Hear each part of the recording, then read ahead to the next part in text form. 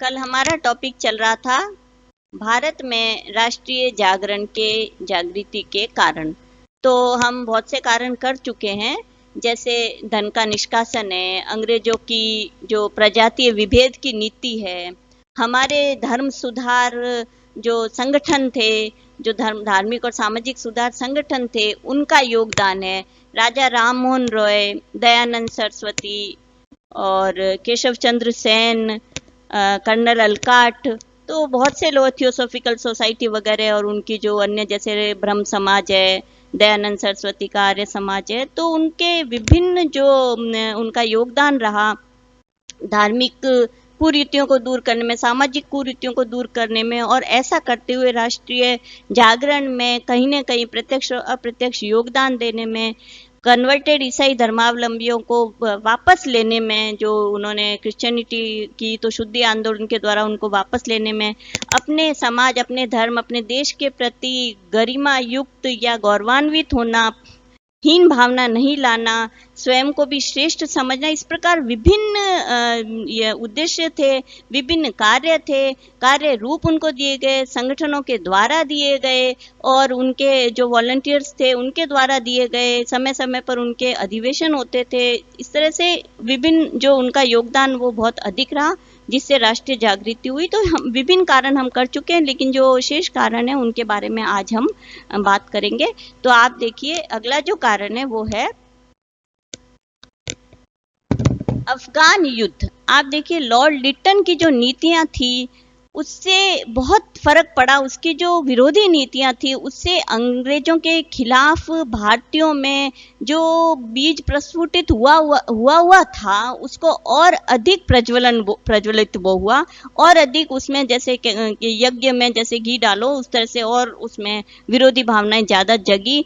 अफगान युद्ध से क्या हुआ कि अफगान युद्ध से भारतीयों के व्यय पर अफगान युद्ध लड़ा गया और उसका कोई नतीजा नहीं निकला, और उसमें अंग्रेजों की पूरी भागीदारी थी, लेकिन अंग्रेजों की तरफ से भारतीयों को भी लड़ना पड़ा। तो लॉर्ड लिटन की जो इस प्रकार नीतियां थी, जैसे वर्नाक्यूलर प्रेस एक्ट है, शस्त्र कानून है, ये अफगान युद्ध है, तो ये कई नीतियां जो भारतीयों को है वो संतुष्ट नहीं थे, भारतीयों को ये नीतियां पसंद नहीं आई।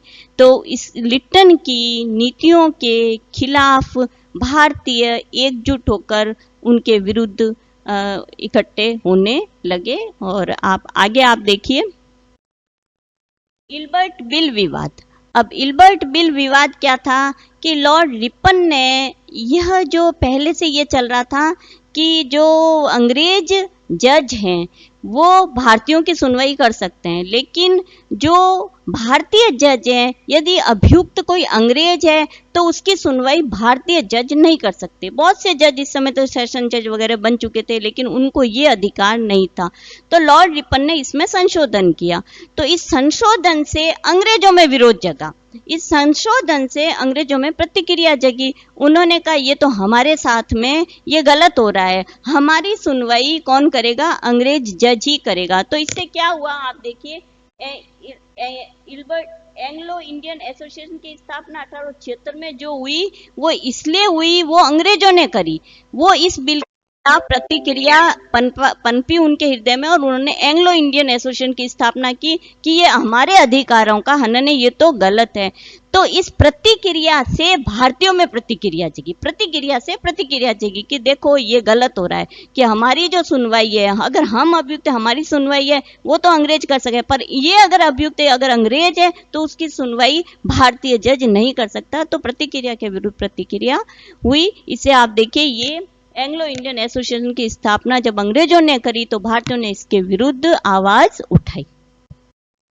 फिर आप देखिए, इंडियन एसोसिएशन की स्थापना। अब इस तरह से धीरे धीरे बहुत सारे भारतीय संगठन, संस्थाएं, राष्ट्रीय संस्थाएं, स्थानीय संस्थाएं, संगठन बनने लगे, सभाएं होने लगी, और उनमें अंग्रेजों की गलत नीतियों के विरुद्ध प्रतिक्रिया जाहिर की जाने लगी, आवाज बुलंद की जाने लगी, और धीरे धीरे सभी स्टेट्स के सभी जगहों के लोग धीरे धीरे एक स्थान पर इकट्ठे होकर ये सभाएं करते थे।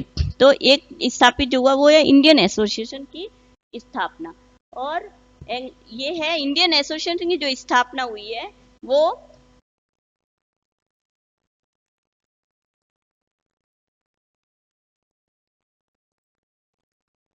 सुरेंद्र नाथ बैनर्जी के द्वारा हुई। अब आप देखिए, आगे देखिए आप, बंगाल में नेशनल लीग की, इसी तरह से बंगाल में नेशनल लीग की स्थापना हुई। ये जो इंडियन एसोसिएशन की स्थापना सुरेंद्र बैनर्जी ने की, वो 1876 में हुई है। ये आप नोट कर लीजिए।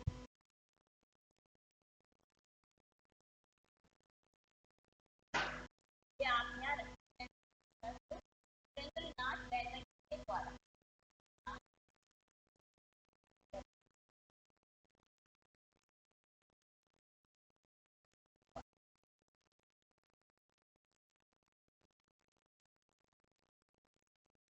अब आप आगे का कारण देखिए, आगे जैसे और भी एसोसिएशन जो स्थापित हुई वो है बंगाल में नेशनल लीग की स्थापना, ये भी एक राष्ट्रीय समूह था। नेशनल लीग की स्थापना हुई, इन्होंने भी कलकत्ता में और अन्य जगहों पर स्थान स्थान पर पूरे भारत के प्रतिनिधियों को इकट्ठा किया और इनकी सभाएं हुई, जिनमें अंग्रेजों की गलत नीतियों के विरुद्ध प्रतिक्रिया जारी गए, प्रतिवेदन दिए गए, रिटर्न में लिखा गया और उनको वक्तव्य के माध्यम से, भाषण के माध्यम से, समाचार पत्रों के माध्यम से भी उनका प्रचार किया गया कि ये जो नीतियां हैं ये गलत हैं।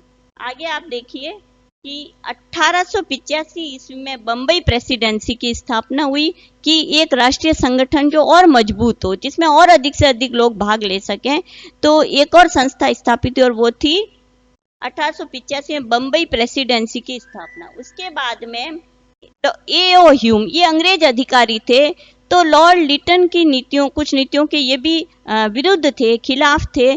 तो एओ ह्यूम को जो लिटन ने था, वो मैं आपको थोड़ा बताऊं कि उनको उनकी पदोन्नति कर दी गई। तो इससे ये उनमें प्रतिक्रिया जगी, ये उनमें विरोधी भावना जगी। तो उन्होंने भारतीयों को प्रोवोक किया कि वो ऐसे संगठन की स्थापना करें जिसमें इस तरह की जो नीतियां हैं उनके खिलाफ जो है आप किसी भी तरह से पेटिशन, प्रेयर या किसी भी रूप से रिपोर्टिंग इस तरह से आप कर सकें और अपनी आवाज को राष्ट्रीय जागरण के रूप में उस आवाज को आप सभी जगह पहुंचा सके। तो इस तरह का ये सशक्त, मजबूत, अधिक से अधिक जिसमें प्रतिनिधि हो, अधिक से अधिक सदस्य हो, वैसा एक संगठन स्थापित किया जाए। तो उससे देखिए एक संगठन स्थापित हुआ और वो क्या हुआ, जिसने फिर पूरी धारा ही धीरे धीरे बदल गई। लेकिन उसकी पृष्ठभूमि बड़ी मजबूत रही, जो हम देख रहे हैं कारणों की पृष्ठभूमि जो है, ऐसे राष्ट्रीय जागृति नहीं होती। राष्ट्रीय जागरण के जो कारण रहे उनकी पृष्ठभूमि हम सशक्त देख रहे हैं, धीरे धीरे हम पाइलअप देख रहे हैं। तो आप देखिए 1885 में अखिल भारतीय राष्ट्रीय संघ की स्थापना हुई, जो क्या नाम दिया गया उसका, कांग्रेस। और कांग्रेस का सर्वप्रथम अधिवेशन कहां पर हुआ, बम्बई में गोकुलदास तेजपाल संस्कृत कॉलेज में हुआ। पहले सूरत में होने वाला था, वहाँ प्लेग फैल गया, इस कारण से बम्बई में ये अधिवेशन हुआ और उसमें विभिन्न प्रकार के नीतियों को या जो किस तरह से उनसे संघर्ष करना है वो तय किया गया। Okay, thank you.